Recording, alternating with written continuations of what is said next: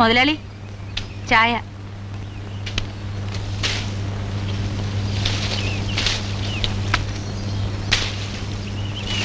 നിനക്കൊരു ഉടവുമില്ലല്ലോടി രായമ്മേ.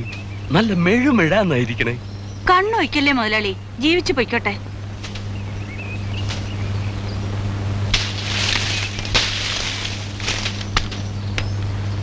ഇവരുടെ സമരമൊക്കെ തീർന്നോ?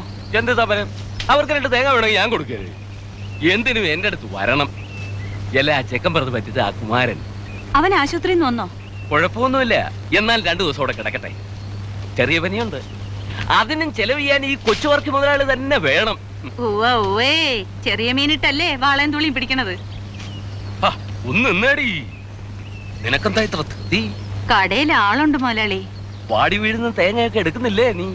ഓവ, അത് നീ കണക്ക് വയ്ക്കാനും നിൽക്കണ്ട. സണ്ണിച്ചനോട് പറയുകയും വേണ്ട. അത് നിനക്ക്